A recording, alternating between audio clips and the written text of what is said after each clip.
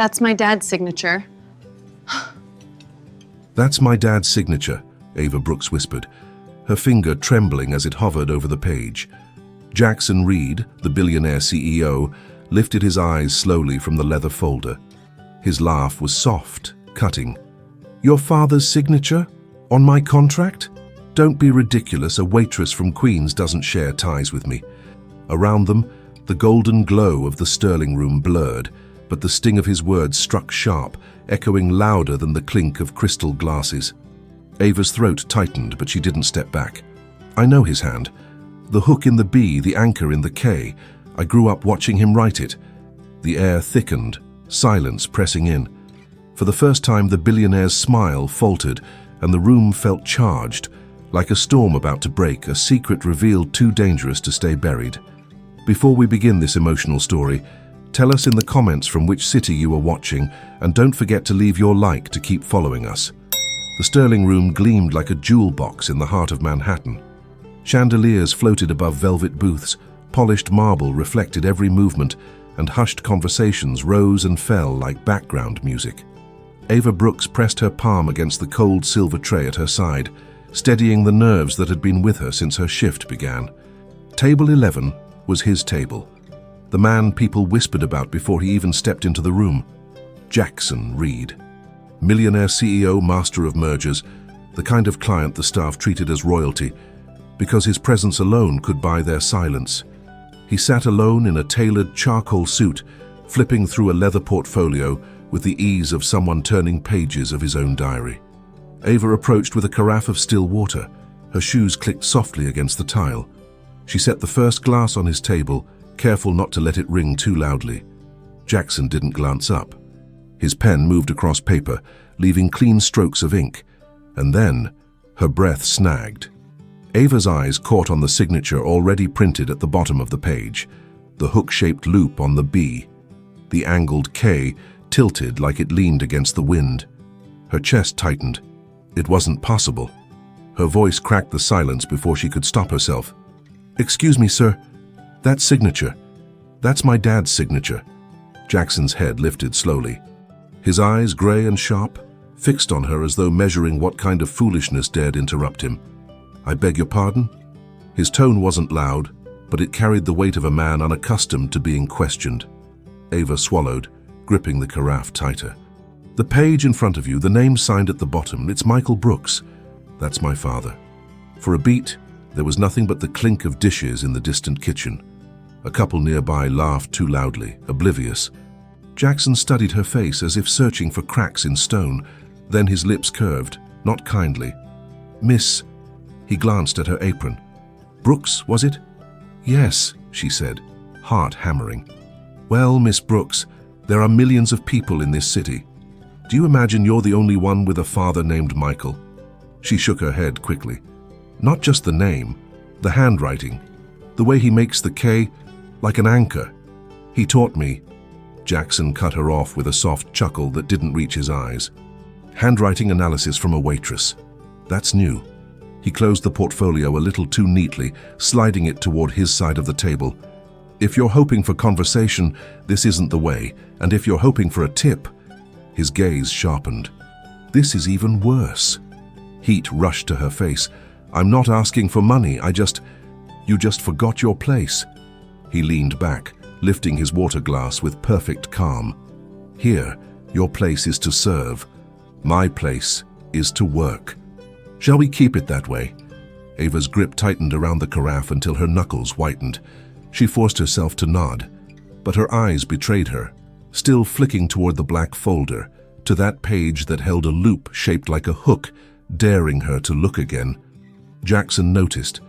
His voice dropped lower, for her ears alone. Curiosity is dangerous, Miss Brooks, especially when it wanders where it doesn't belong.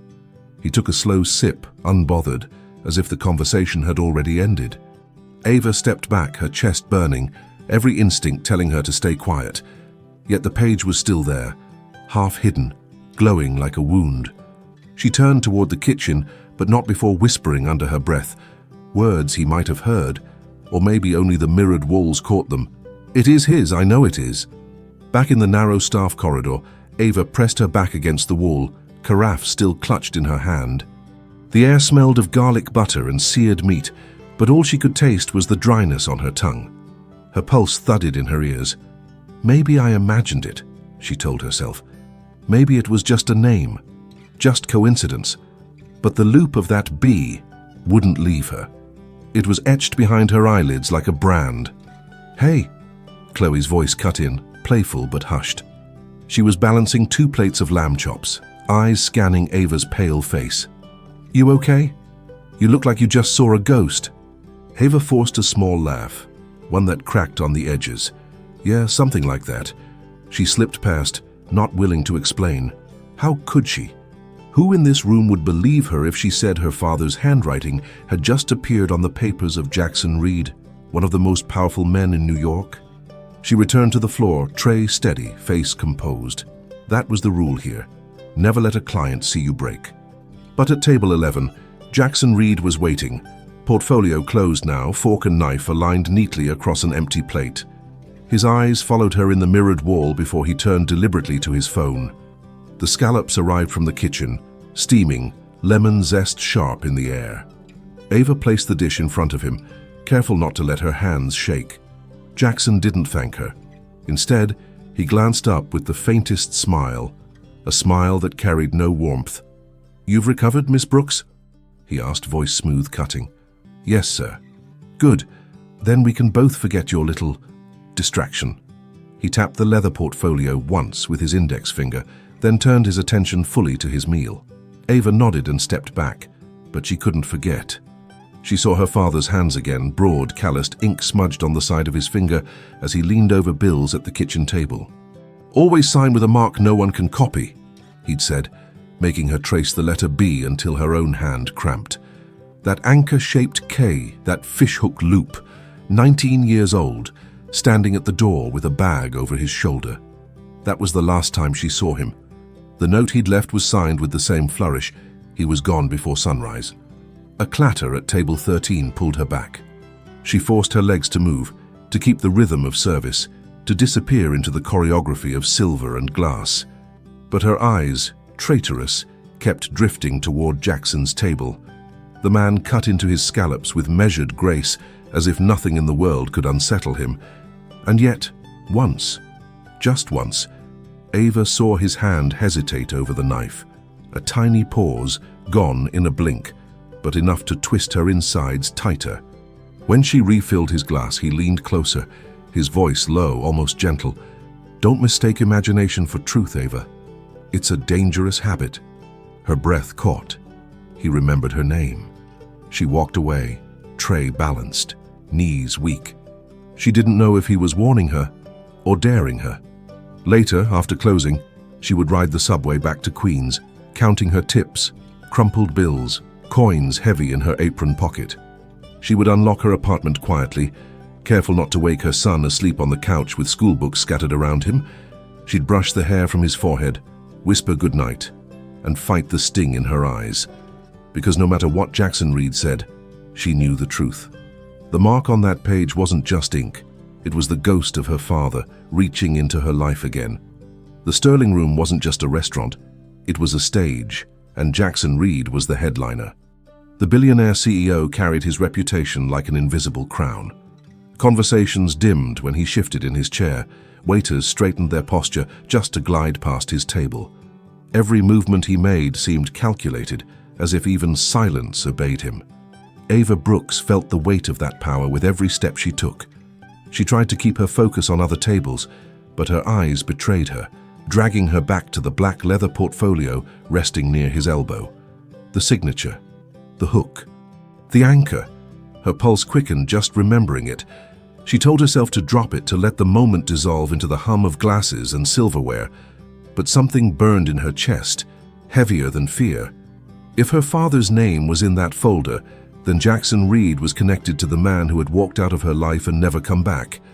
"Miss Brooks," a voice called, pulling her back. It was Marcus, the floor manager, motioning discreetly from the bar. She approached quickly. "You need to be careful with that one," he whispered, nodding toward table 11. "Reed doesn't tolerate mistakes. He's not just money, he's power. One complaint from him could cost this restaurant its reputation." Ava nodded, though her throat felt tight. "I understand." "Good," Marcus said. "Then keep your head down." But keeping her head down was impossible. The next time she passed his table, Jackson looked up, his grey eyes locking on her like a spotlight.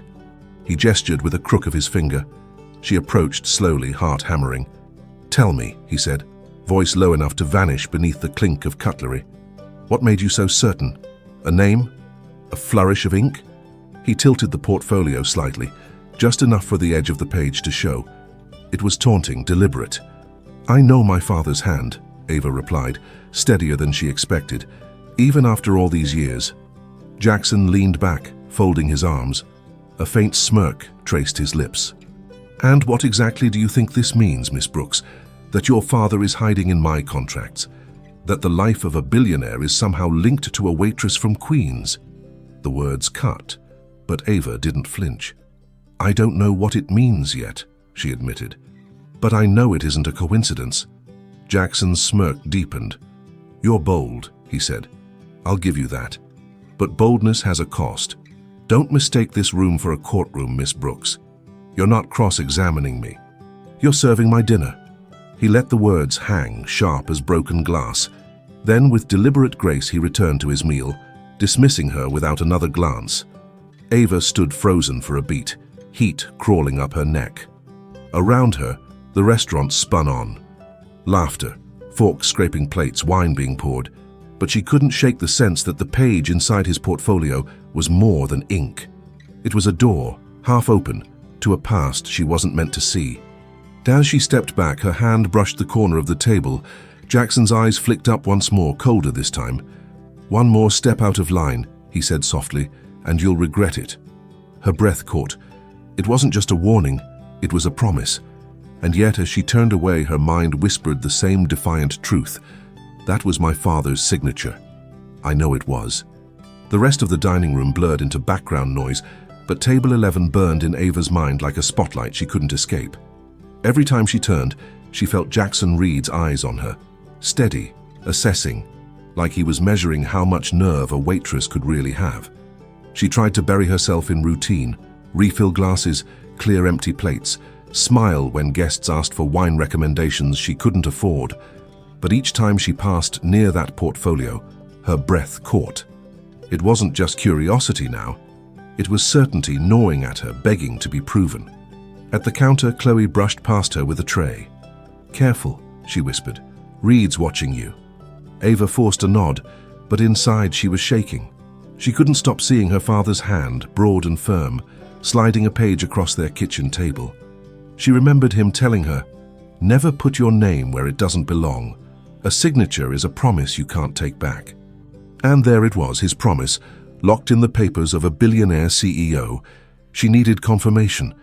Something small, something that couldn't be brushed off as coincidence. On her next pass, she noticed Jackson's pen resting atop the folder.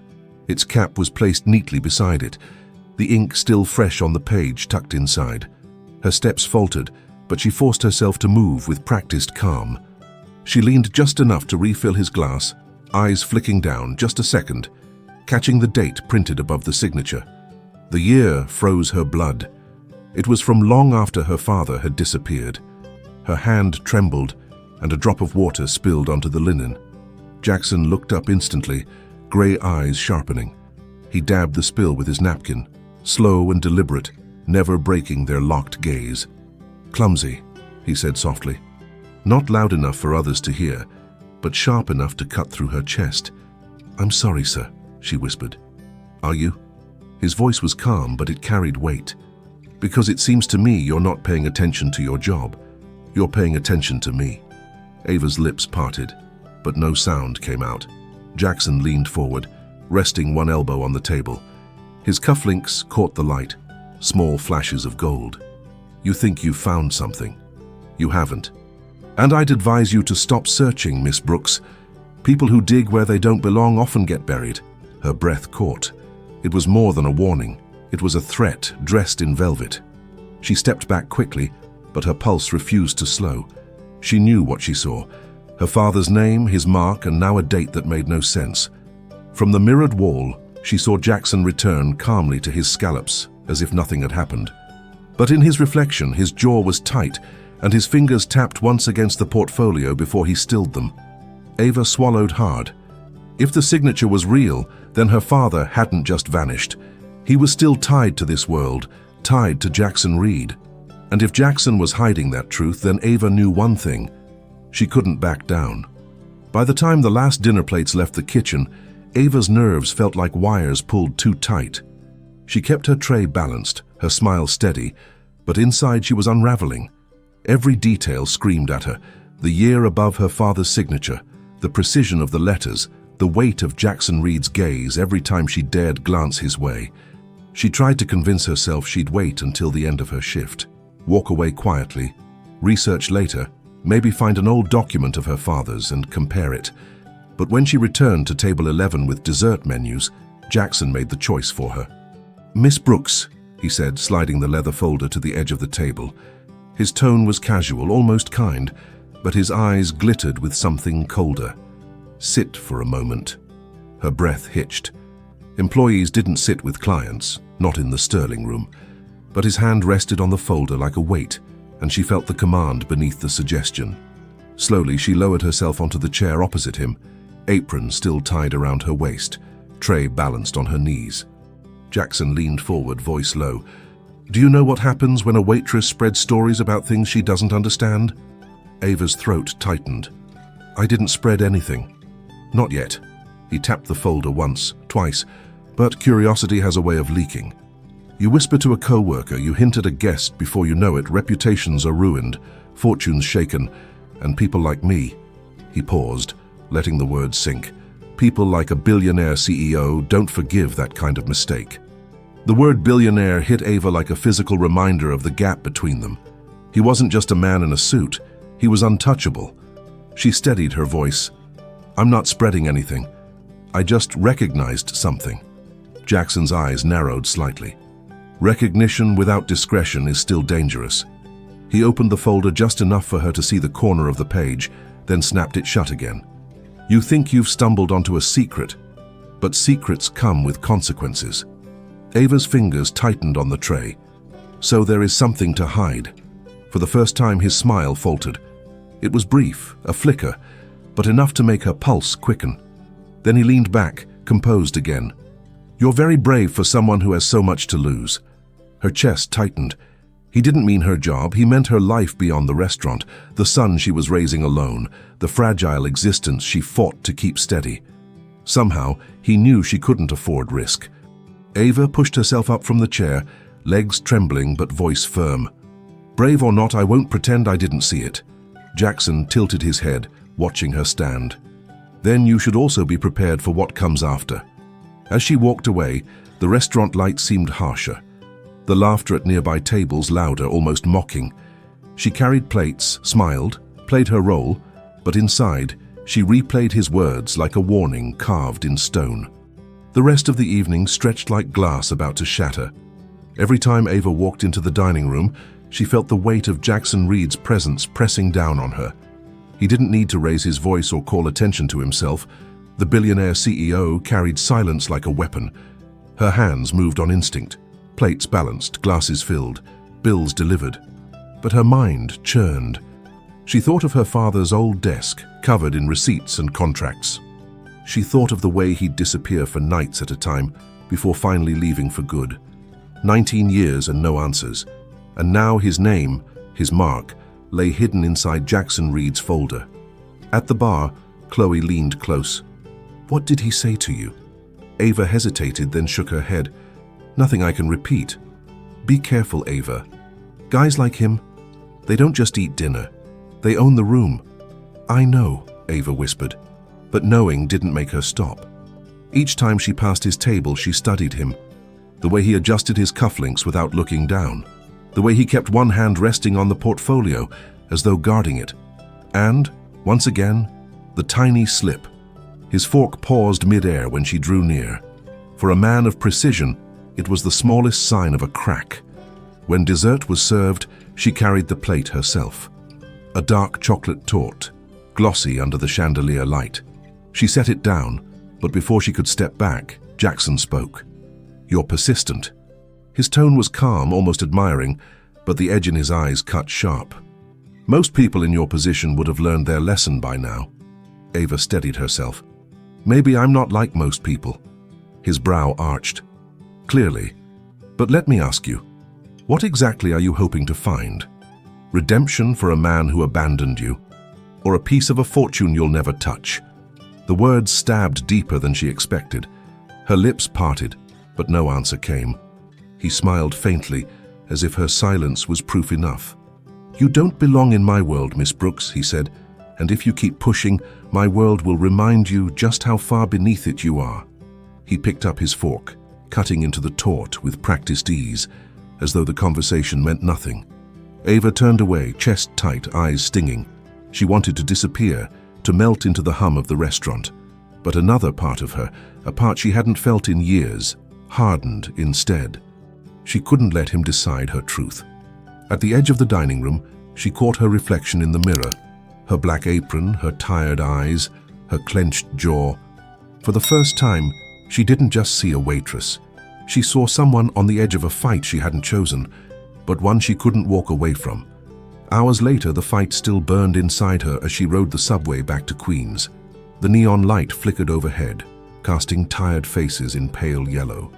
Ava counted her tips in her lap, crumpled bills and a handful of coins. Not enough, never enough. When she unlocked her apartment, silence greeted her. Her son, Ethan, had fallen asleep on the couch, math homework spread across his chest. She tucked a blanket over him, brushed his hair back and whispered, "I'll figure this out." Her world was small, fragile, hanging by a thread. His world was glass towers and power. But now, a single signature connected them. And no threat.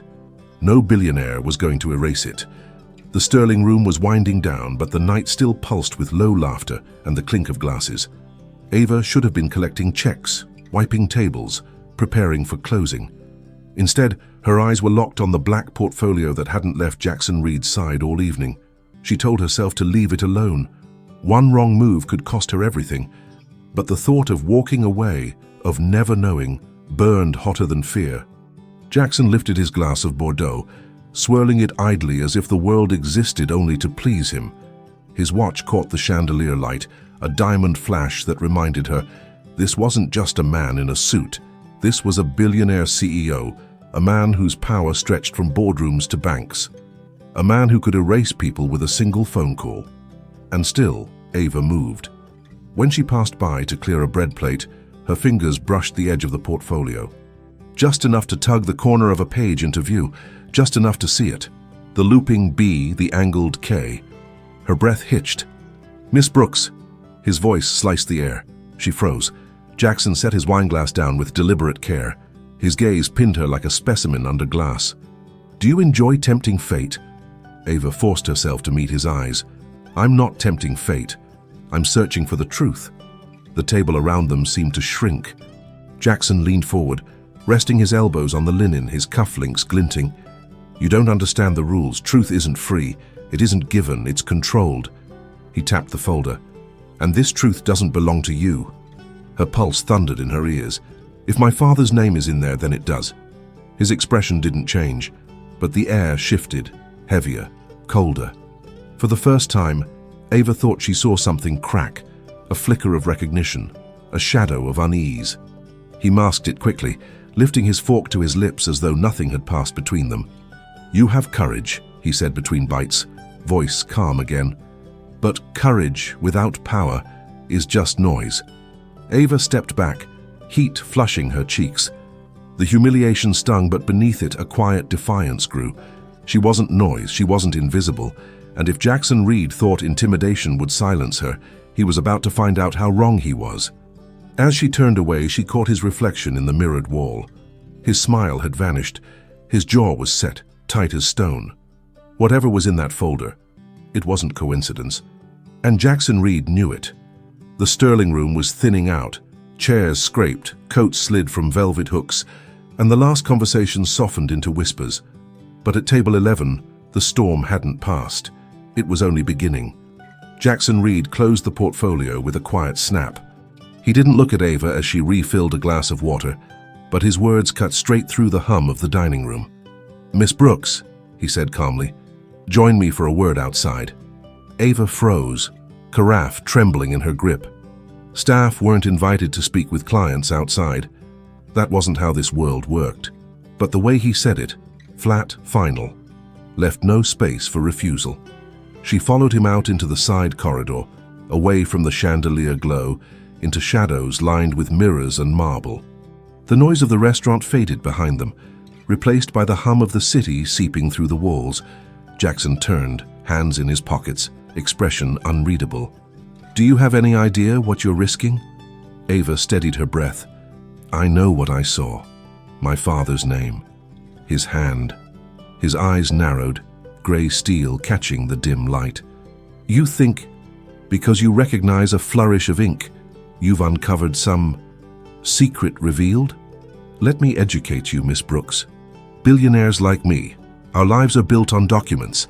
Signatures are currency. Names appear everywhere. You cling to coincidence because it comforts you." "It wasn't coincidence," she said, voice firmer now.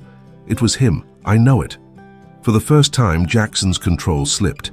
His jaw tightened, his shoulders squared. "Then let me make something clear." His voice dropped lower, heavy with threat. "If you speak a word of this to anyone, if you so much as whisper it, you will regret it. Not because I want to hurt you, because I can erase you." The words hit her like cold water. For a moment she saw it, the truth of his power. A billionaire CEO didn't need to shout or wave fists. He had lawyers, banks, entire systems bent to his will. He could crush her life like glass under his shoe, but fear twisted into something else. Anger. "You think because you have money, you own everything," Ava whispered, voice shaking but steady enough to cut through the corridor. "Not this. Not my father's name." Silence stretched. The marble walls seemed to hold their breaths. Jackson stepped closer, his presence towering, suffocating. "Do you want to know what happened to men like your father when they crossed into my world?" he asked. Her pulse thundered. "Yes." His eyes flicked over her face, studying her as though weighing her worth, measuring how far she would dare go. Then, with deliberate calm, he adjusted his cufflinks, turned his back and walked toward the glow of the dining room. But Ava saw it, the way his hand trembled just slightly as he reached for the door. The Sterling room was nearly empty when Ava stepped back inside. Most tables had been cleared, lights dimmed, leaving only a faint golden glow over polished marble. But table 11 still held its tension like a storm contained in glass. Jackson Reed sat composed, his portfolio placed squarely before him, his glass of wine half full. To anyone watching, he looked unbothered, a billionaire CEO at ease in his throne. But Ava, from across the room, noticed the stiffness in his shoulders, the way his hand lingered too long on the leather cover. Her shift should have ended already. She should have untied her apron and slipped out into the night, blending back into the anonymity of the city. But something anchored her here, as strong as the hook in that signature. She approached slowly, tray balanced, her heart pounding against her ribs. "Is there anything else I can bring you, sir?" Jackson's gaze lifted, cool, sharp. "Yes." Silence. Her breath caught, but she didn't back down. "I can't unsee what I saw." His jaw tightened. For the first time, the calm veneer cracked. "Then you'll learn the cost of seeing too much." He reached for his glass, fingers brushing the stem. And then it happened. A slip. A tremor. The glass tilted, toppled, and shattered against the floor. Scarlet wine spread across the pristine linen, creeping toward the portfolio like blood on snow. Jackson reacted instantly, snatching the folder from the table, but not fast enough. A page slid loose, drifting down in the slow-motion silence of shock. Ava's eyes locked on it before it hit the floor. The signature, the fishhook loop. The anchor-shaped K clear, undeniable, staring up at her under the golden light. Her breath rushed out. "It is his." The words escaped louder than she intended. The few remaining guests turned, curious, but she didn't care. Her whole body shook, the truth blazing before her. Jackson bent, snatched the page, crumpled it in his fist. But when he straightened, his mask of control had slipped completely. His face was pale, his eyes no longer stone, but storm. He leaned across the table, voice low, deadly. You don't know what you've stepped into."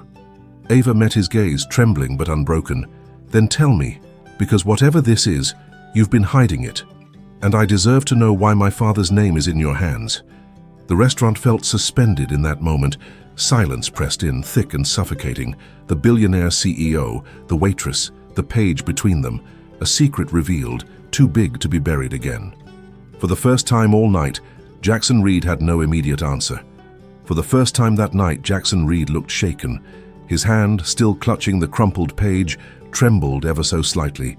Ava stood across from him, apron stained from wine, her breath shallow but her stance firm. "You can't deny it now," she said, her voice rough but steady. "That's my father's signature. Why is it on your papers?" Jackson exhaled slowly, as though buying time.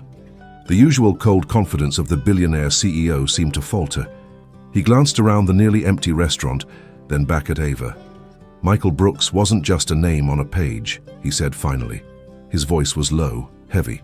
"He was my partner once, the man who helped me build Reed Global before anyone else believed it was possible." Ava's chest tightened. "My father worked for you?" "Not for me," Jackson corrected. "With me, until he made choices that nearly destroyed everything." His grip on the page loosened, eyes shadowed. "He signed deals that tied us both to debts, to enemies we couldn't afford. I cleaned the wreckage. He disappeared." The words struck deep. Ava's throat burned. "So he didn't just walk away from us?" Jackson's gaze softened just for a flicker. "Sometimes walking away is the only way to protect what's left." Ava shook her head, tears pricking hot. "Protect us by leaving us with nothing. Do you know what it's like to grow up wondering if your father abandoned you?" His silence was answer enough. The billionaire who ruled boardrooms, who silenced rivals with a signature, suddenly looked powerless before a waitress in a stained apron. Finally, Ava straightened, her voice quiet but unshakable. "You can threaten me, humiliate me, try to erase me, but you can't erase him, not from me, and not from my son." For the first time, she spoke Ethan's name aloud in this war of words. And it hung in the air heavier than all of Jackson's threats. His eyes flicked, almost startled. Ava stepped back. "One day my boy will ask who his grandfather was, and when he does, I'll have the truth. Not your lies, not your silence, the truth." Jackson said nothing. His hands fell from the folder, shoulders heavier than before. Ava turned and walked away. The restaurant faded behind her, leaving only the echo of crystal breaking and words that couldn't be unsaid. Later, in the dim light of her apartment, she found Ethan curled up beneath his blanket, still clutching his math notebook. She sat beside him, pressing a kiss to his forehead. For the first time in years, her heart felt steady. Her world was still fragile, but it held something unshakable now, a legacy of truth she would pass to her son. No billionaire could take that away. In the end, no amount of money or power could silence the truth written in ink. Jackson Reed had tried to bury it under contracts, wealth, and arrogance, but one waitress, one daughter, was strong enough to bring it to light. Ava Brooks did not walk away with riches, but she walked away with something far greater: dignity, clarity, and the knowledge that her father's name still carried meaning. The billionaire CEO, once untouchable, was left staring at the reflection of his own choices. And the young woman he had tried to humiliate stood taller than ever, proving that even the smallest voice can shake the walls of the powerful. This story is a reminder that family, memory, and truth cannot be erased, no matter how deeply someone tries to hide them. There is always strength in facing the past, and there is always redemption in choosing courage over fear. Thank you for staying with us until the end of this heart-touching story. Tell us in the comments which part moved you the most. Subscribe and turn on the bell to receive more stories that inspire and transform. Leave a like if you believe in the invisible strength of dignity and family. And above all, thank you for being part of this community that believes in stories with soul. And before you go, watch the story I leave here on the left. I'm sure it will also move you and make you reflect.